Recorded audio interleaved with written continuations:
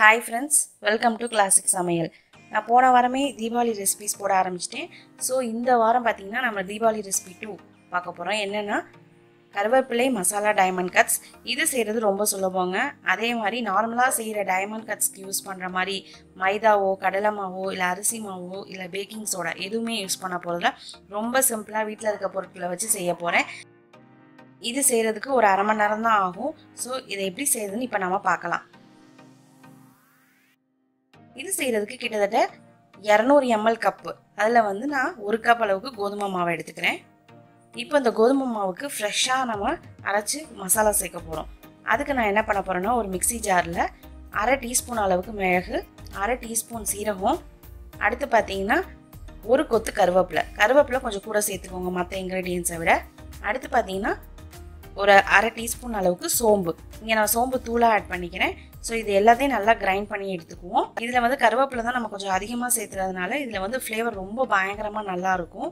So இங்கே பாருங்கள், அந்த கருவேப்பிலை நல்லா வந்து இந்த மிளகு ஜீரகத்தோடு ஒன்றா சேர்ந்து நுணுங்கி உங்களுக்கு இந்த மாதிரி இருக்கும் குறைன்னு. இப்போ நான் ஓப்பன் பண்ணும்போதே அவ்வளோ வாசம் வருது, இந்த கருவேப்பிலை வாசம். இப்போது இதை நான் கொண்டு போய் நம்ம கோதுமை மாவோட ஆட் பண்ணிக்கிறேன்.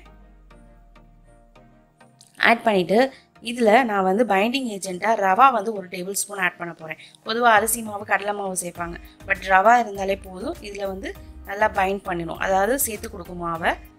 அடுத்து பார்த்தீங்க அப்படின்னா வாசனைக்காக 1 டேபிள் ஸ்பூன் அளவுக்கு எள்ளு ஆட் பண்ணிக்கிறேன். நீங்கள் கருப்பு அல்லது வெள்ளை எள்ளு எது பிடிச்சிருக்கோ அதை ஆட் பண்ணிக்கலாம். ஆட் பண்ணிவிட்டு இதுக்கு தேவையான அளவு உப்பு சேர்த்துக்கோங்க. சேர்த்து இதை நல்லா மிக்ஸ் பண்ணி விட்டுக்கோங்க. இதில் நம்ம சேர்த்துருக்க மிளகு காரமே போதும். இன்கேஸ் உங்களுக்கு இன்னும் கொஞ்சம் காரம் வேணும் அப்படின்னா நீங்கள் வந்து ஒரு டீஸ்பூன் அளவுக்கு மிளகாய்த்தூள் ஆட் பண்ணிக்கலாம்.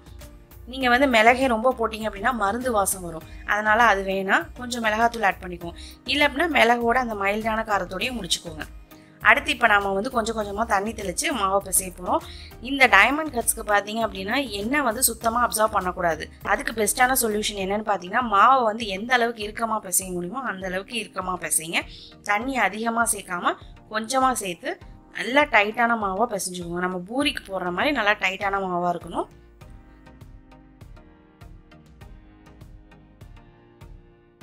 ஸோ இப்போ பாருங்கள், மாவு நல்லா ஹார்டாக பிசைஞ்சுக்கிட்டேன். அடுத்து பார்த்தீங்க அப்படின்னா இதில் நான் தேங்காய் எண்ணெய் ஆட் பண்ண போகிறேன். இந்த தேங்காய் எண்ணெய் வந்து ஒரு நல்ல ஃப்ளேவரை கொடுக்கும். இதில் நம்ம வந்து பேக்கிங் சோடா சேர்க்காமையே கோதுமை மாவு ரவா இதில் உள்ள க்ளூட்டனை வச்சு இந்த டைமண்ட் கட்ஸ் வந்து நல்லா உப்பி அழகாக வரும். இப்போ இந்த மாவு வந்து ஒரு 30 நிமிஷம் ரெஸ்ட்டில் இருக்கட்டும். அப்போ தான் அந்த ரவாலாம் கொஞ்சம் ஊறி நல்லா க்ளூட்டன் ஃபார்ம் பண்ணும். இப்போ பாருங்கள், நல்லா மாவெல்லாம் ஊறி வந்துருச்சு அரை மணி நேரத்துக்கு அப்புறமா. இப்போ இதை நான் வந்து 3 போர்ஷனாக பிரித்து எடுத்துக்க போகிறேன். ஒரே போர்ஷனாக விரிக்கிறது கஷ்டம், ஏன்னா வந்து ரொம்ப பெருசாக வரும். அதனால் 3 போர்ஷனாக பிரித்து அதை நான் விரிச்சிக்க போகிறேன்.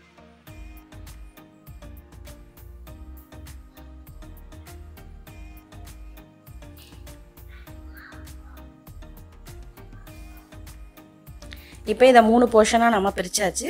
இதை பிரித்தாச்சு. இப்போ நீங்கள் ஒரு ஒர்க்கிங் ஏரியாவில் கோதுமை மாவை எப்போதும் போல் சப்பாத்திக்கு தேய்க்கிற மாதிரி டஸ்ட் பண்ணிவிட்டு அதில் இந்த பந்துகளை வச்சு விரிக்க ஆரம்பிக்க போகிறோம்.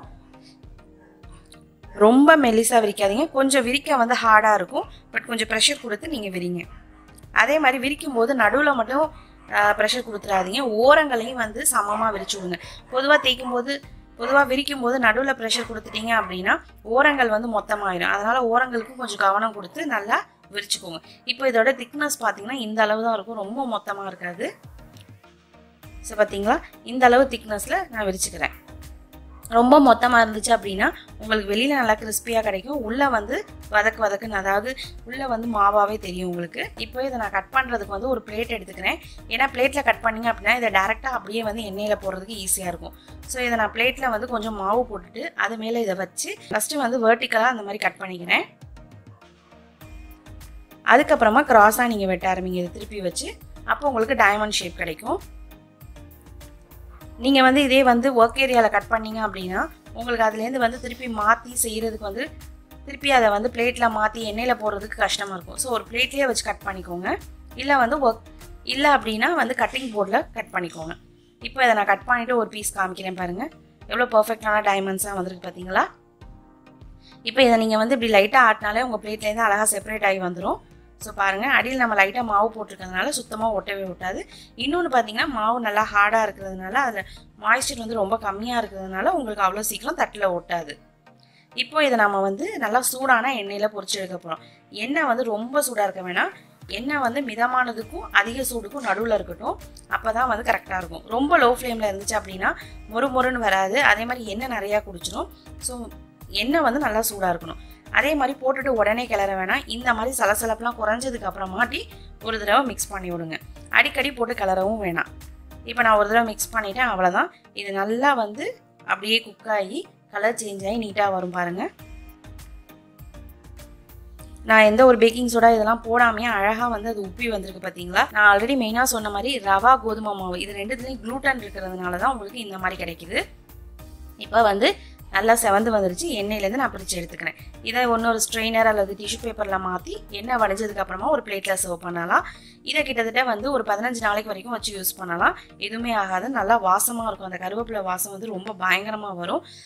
நார்மலாக பூரி பார்த்தீங்கன்னா நம்ம கோதுமை மாவில் போடும்போது எந்த அழகாக உப்பி வருது பார்த்தீங்களா, அதே மாதிரி தான் இதுவும். ஸோ நீங்கள் இதுக்கு வந்து பேக்கிங் சோடா இதெல்லாம் சேர்க்காம மைதா அதே மாதிரி அன்ஹெல்த்தி இன்க்ரீடியன்ஸ் எதுவுமே சேர்க்காம ரொம்ப ஹெல்த்தியான இன்க்ரீடியன்ஸில் இந்த கருவேப்பிலையோட ஃப்ளேவரை வச்சு ரொம்ப அழகான ஒரு தீபாவளி ரெசிபி நான் இங்கே செஞ்சு காமிச்சிருக்கேன். ஸோ கண்டிப்பாக இந்த ரெசிபி உங்கள் வீட்டில் ட்ரை பண்ணி பாருங்கள். இதில் நாம் ஆட் பண்ணியிருக்க கருவேப்பிலை பார்த்திங்கன்னா ஒரு வித்தியாசமான டேஸ்ட் மற்றும் ஃப்ளேவரை வந்து கொடுக்கும். அதனால இந்த ரெசிபியை கண்டிப்பாக இந்த முறை ட்ரை பண்ணி பாருங்கள். ட்ரை பண்ணி பார்த்துட்டு எப்படி இருக்குன்னு கமெண்ட் பண்ணுங்கள். அது மட்டும் இல்லாமல் நம்ம சேனலுக்கு சப்ஸ்கிரைப் பண்ணிடுங்க.